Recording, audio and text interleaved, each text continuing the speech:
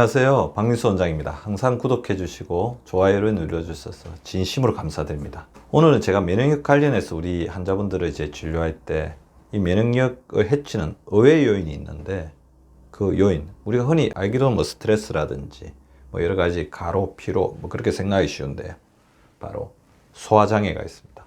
소화 기능이 떨어지게 되면 면역력에 심대한 영향이 있는데요. 과연 무슨 말인지 알아보도록 하겠습니다. 소화는 굉장히 중요합니다. 히포크라테스는 이야기했죠. 내가 먹는 것이 바로 나다. 그러니까 내가 어떻게 먹느냐. 먹으면 또 그걸 소화를 시켜야지 우리 몸이 섭수하잖아요. 그래서 소화, 흡수, 배설이 어떻게 보면 우리 생명을 이루고 유지하는 데 가장 중요한 우리 몸의 신체 작용 중에 하나입니다. 자, 내가 먹는 것이 바로 나기 때문에 소화를 제대로 시켜서 우리 몸이 제대로 받아들이는 게 가장 중요하다는 거죠. 자, 면역력과 위, 장, 그러니까 위와 장, 소화기관은 어떤 의미가 있을까요? 위장관의 면역세포의 70%가 있습니다. 그거는 당연하죠. 왜 그렇겠습니까? 우리가 음식을 먹으면 음식에 세균, 박테리아, 독소, 노폐물, 온갖 바이러스까지 해서 독소들이 우리 몸에 들어옵니다. 그럼 면역세포에서 그것을 막아내서 그것이 우리 몸을 해치지 못하도록 해야 되죠.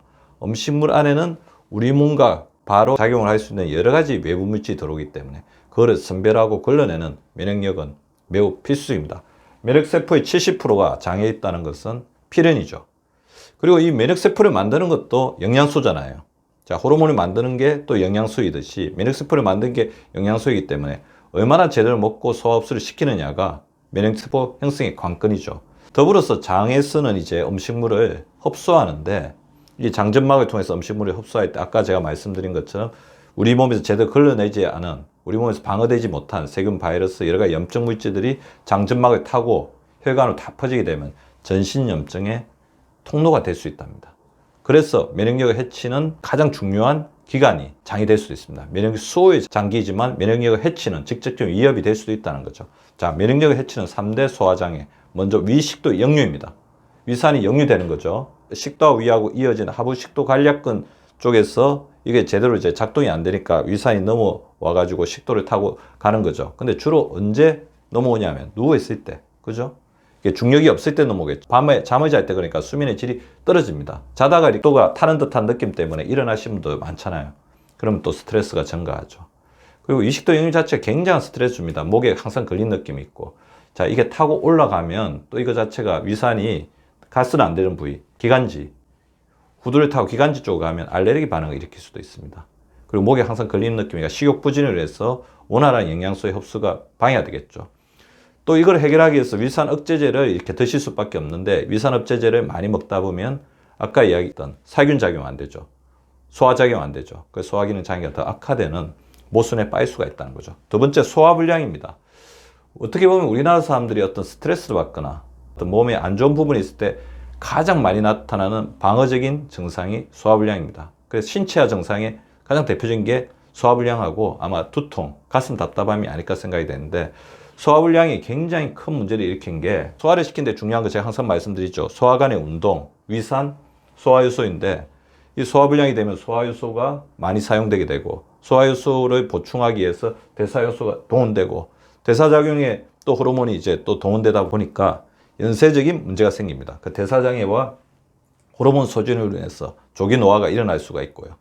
또 소화불량으로 인해서 소화 안 된 음식이 장으로 가는 거죠. 그렇게 되면 장에 굉장히 부담이 되겠죠. 장의 염증이 심각해질 수가 있습니다. 더불어서 필수 영양소를 제대로 흡수하지 못하기 때문에 이런 소화장애로 해서 영양소의 결핍도 일어날 수 있습니다. 소화불량이 면역력 해치는 두 번째 소화장애이고, 그리고 가장 중요한 것 중에 하나가 장누수증후군이죠.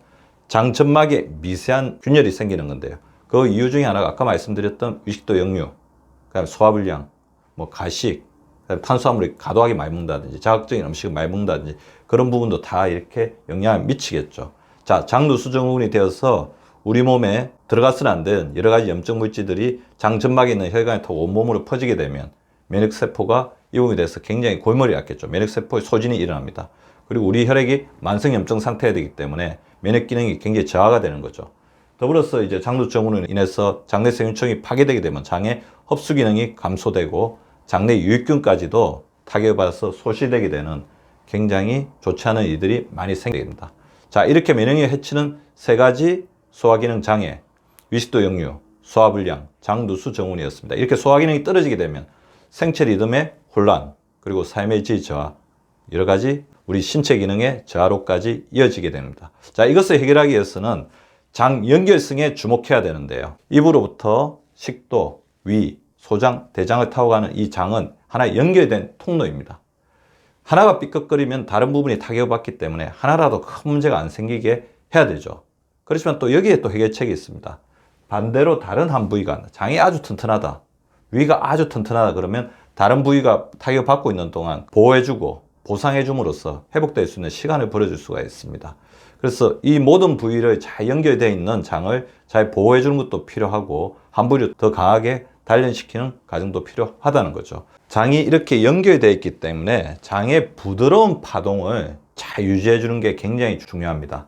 장의 부드러운 파동, 장이 이렇게 스무드하게 부드럽게 하려면 촉촉해야 되죠. 그래서 충분한 수분 섭취를 하셔야 됩니다. 장이 또 안이 깨끗해야 되겠죠. 장이 깨끗하게 하는데 가장 중요한 역할을 하는 게 식이섬유입니다. 그리고 장이 또 스마트하게 움직여야 되겠죠. 그래서 소화효소가 풍부한 음식을 충분하게 섭취해서 우리 소화운동을 도와주는 게 중요하고, 장의 파동성 유지하는데 가장 중요한 게 걷기입니다. 대부분 아까 말씀드린 소화불량이나 위식도 역류, 장누수 증후군이 있으신 분들 보면 잘 걷지 않는 분들이에요. 그래서 잘 걸어서 장의 어떤 파동성을 최대한 자연스럽게 유지해 주는 게 필요하고요. 그리고 장에 풍요로운 우분이 있어야 되겠죠. 유익균, 유산균이 풍부한 음식들을 잘 섭취해 주시기 바랍니다. 원활한 소화가 염증을 꺼버립니다. 그러니까 소화의 염증 소화. 자, 우리 몸에 불타고 있는 염증을 꺼버리기 위해서 원활한 소화에 신경을 써주시기 바랍니다. 구독과 좋아요는 박미수 박사 TV를 지속시키는 생명력입니다. 많이 구독해 주시고 좋아요를 눌러주시기 바랍니다. 항상 감사드립니다.